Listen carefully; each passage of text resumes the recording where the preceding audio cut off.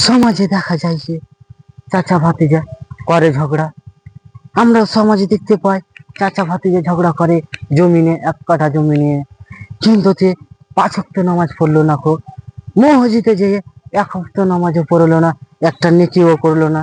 তো কি আমাদের হাসরের মাঠে কি করে তুমি জবাব দিবে? তোমার যদি একটা নেকি কম হয়ে যায় তাহলে তুমি কোনোদিনও পাবে না তুমি জান্নাত।